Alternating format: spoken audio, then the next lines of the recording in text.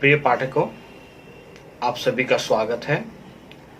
आज मैं आप लोगों के समक्ष छावादी कवि सुमित्रा नंदन पंत द्वारा रचित कविता द्रुत झरो लेकर प्रस्तुत हुआ हूं।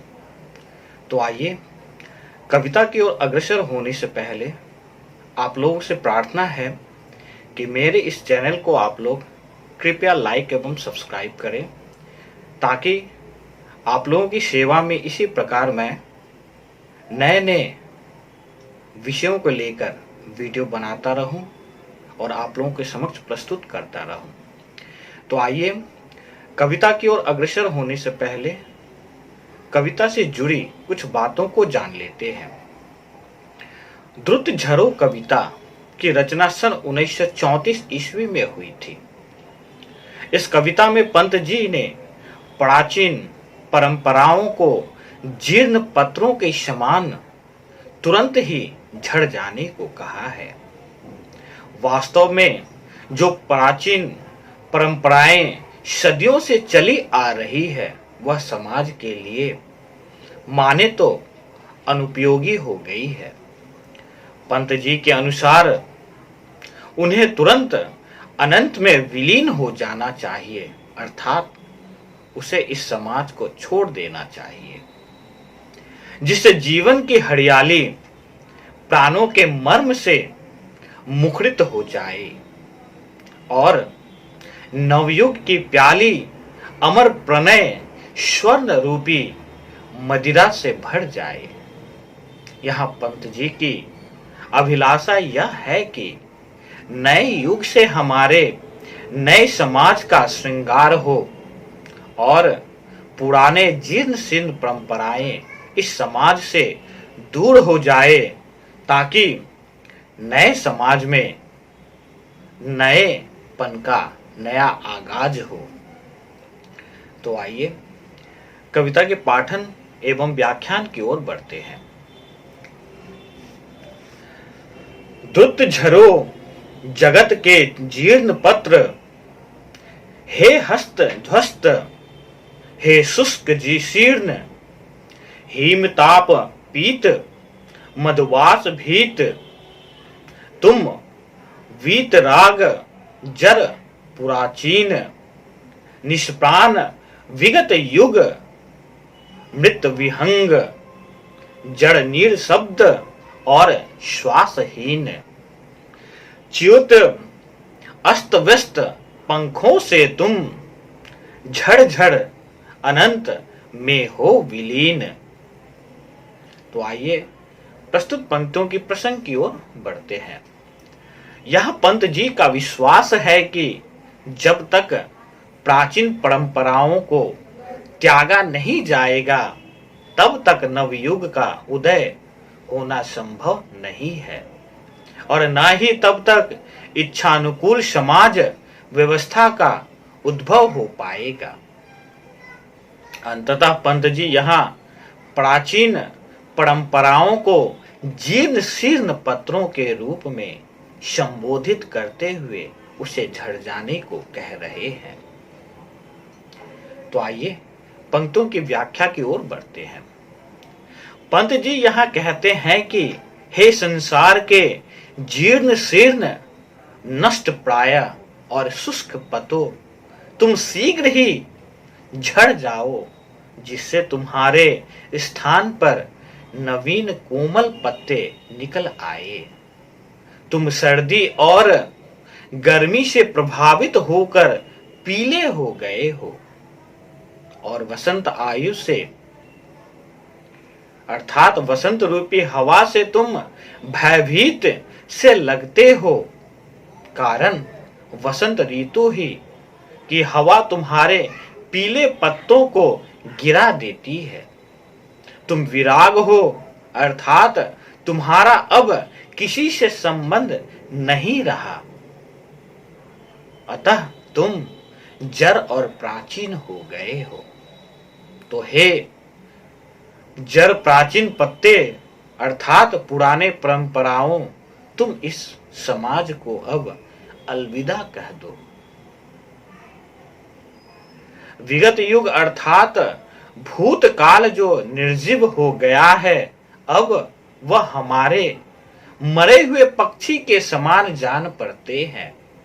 फिर भी उसने इस संसार में अपना निर्निर्मित अर्थात अपना वर्चस्व कायम किया हुआ है, किंतु उसमें बोलने और जोर से सांस लेने की तनिक भी शक्ति नहीं रह गई है। यहाँ पंत जी ने मृत विहंग अर्थात पक्षी के माध्यम से प्राचीन परंपराओं की निर्जीवता को घोषित किया है। यद्यपि प्राचीन परंपराएं आज भी विश्व में अपना स्थान बनाए हुए हैं, किंतु अब वे सब प्रवाहहीन रह गए हैं। उनका इस समाज पर अब कोई प्रभाव नहीं रहा।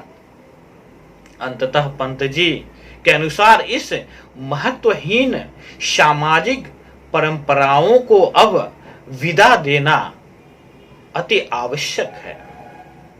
पंत जी यहाँ पुनः कहते हैं कि जिस प्रकार मृत पक्षी के पंख अस्त व्यस्त होकर बिखर जाते हैं, उसी भांति प्राचीन पत्तों तुम भी अनंत विश्व में विलीन हो जाओ, क्योंकि अब तुम्हारी आवश्यकता इस समाज को नहीं है।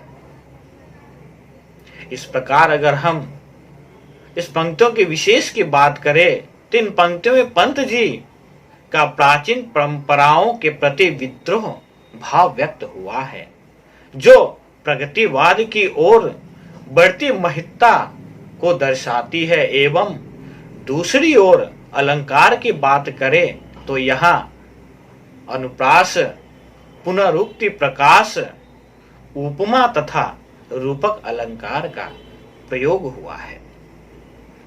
तो आइए अगली पंक्ति की ओर बढ़ते हैं।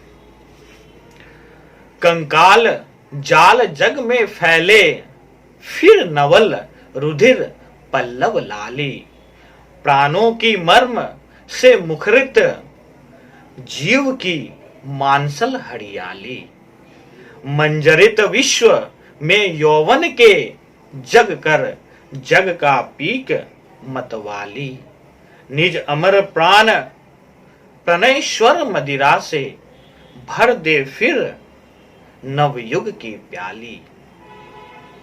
तो आइए पंक्तियों के प्रसंग की ओर बढ़ते हैं। प्रस्तुत अवतरण में पंत जी कहते हैं कि हे क्रांति अथवा विनाश के पश्चात नवजीवन निर्माण की कामना यहां व्यक्त की जा सकती है, और इसे यहां पंत जी ने व्यक्त भी किया है, जिससे यहां पंत जी के और स्थायीवादी स्वर मुखरित होते हैं एवं प्रगतिशीलता की ओर बढ़ते हुए नजर आते हैं। तो आइए पंक्तियों की व्याख्या करते हैं। प्रस्तुत पंक्तियों के माध्यम से पंत जी कहते हैं कि जिस प्रकार पेड़ के जीर्ण शीर्ण पुराने पत्तों के झड़ जाने के पश्चात उसके स्थान पर लाल लाल कोपले फूटकर अंकुरित होती है, उसी प्रकार प्राचीन परंपराओं और रूढ़ियों के समाप्त होने पर, अर्थात जो अब केवल जग के शरीर में अस्थिर पंजर होकर मात्र रह गए हैं, उसके दूर होने पर नवल रुधिर का संचार होगा, अर्थात नए स्वर एवं प्राणों की आनंदमय वाणी से जीवन में स्वस्थ हरियाली का आविर्भाव होगा, जिससे जीवन में प्रगतिशीलता और आनंद का पदार्पण होगा। इस प्रकार विकसित विश्व के यौवन में जगकर जगत उन्मत्त कोकिल के समान आनंदित होकर कूक उठेगा और अपने अमर प्राण के स्वर की मदिरा से फिर नवयुग की प्याली को भर देगा। पंत जी का आशय यहाँ यह है कि जब प्राचीन रूढ़ियां और परंपराएं नवीन आशाओं, नवीन आकांक्षाओं, नवीन सुख श्री सौरभ से पूर्ण हो जाएगा, तब यह विश्व सभी प्रकार से सुंदर बन जाएगा। अर्थात कहने का तात्पर्य यह है कि जब तक वे पुराने पत्ते रूपी परंपराएं इस समाज को नहीं छोड़ते, तब तक इस संसार का कल्याण नहीं हो सकता है। इन पंक्तियों में अगर हम विशेष की बात करें तो इन पंक्तियों में पंत जी ने मानव के विकास को प्राकृतिक विकास के माध्यम से बहुत ही सुंदरता के साथ दर्शाए हैं। एवं यहाँ अलंकार की बात करें तो यहाँ अनुप्रास अलंकार का प्रयोग हुआ है। इस प्रकार इन पंक्तियों के पठन के बाद अगर हम सारांश की ओर अग्रसर हो तो, मूल भाव की ओर अग्रसर हो तो, यहाँ पंत जी इस कविता के माध्यम से पुरानी घिसी पीटी सड़ी गली आडंबर युक्त दकियानुशी मान्यताओं की समाप्ति तथा नए युग के शुभागमन की बात कही है। पंत जी ने पुरानी मान्यताओं को जीर्ण शीर्ण शुष्क पतों का प्रतीक बताया है, जो शरद गर्म के प्रभाव से अर्थात समय के प्रभाव से निर्जीव बन गए हैं। इनका रंग अब पीला पड़ गया है। ये वसंती हवा के प्रभाव से भयभीत हो गए हैं। ये बेजान जड़ एवं अनुराग रहित हो गए हैं। इनका समाज से कोई वास्ता नहीं रह गया है। पुरातन युग की घोंसला न छोड़ने वाला मृत पक्षी बताकर यहाँ कवि ने कामना की है कि हवा के थपेड़ों से जिस प्रकार मृत पक्षी के पंख आदि अनंत में विलीन हो जाते हैं, उसी प्रकार पुरातन युग की निष्प्राण मान्यताएं भी समाप्त हो जानी चाहिए। यहाँ कवि की एकांत अभिलाषा है कि जीर्ण पत्रों के झड़ जाने के बाद अस्थि पंजर सदृश नग्न वृक्ष में नया रक्त बहे, नए पल्लवों की लालिमा छा जाए, प्राणों की मर्म ध्वनि के साथ हरियाली बनकर शोभित हो जाए। सुगंधित फूल कलियों से भरे संसार में मतवाली कोयल अमर प्रणय की संगीत लहरी रूपी मदिरा से नए युग की प्याली भर दे और पूरा संसार मतवाला बन उठे। इस प्रकार नए युग के आगमन की आशा एवं आस्था को लेकर पंत जी ने इस कविता की रचना की है।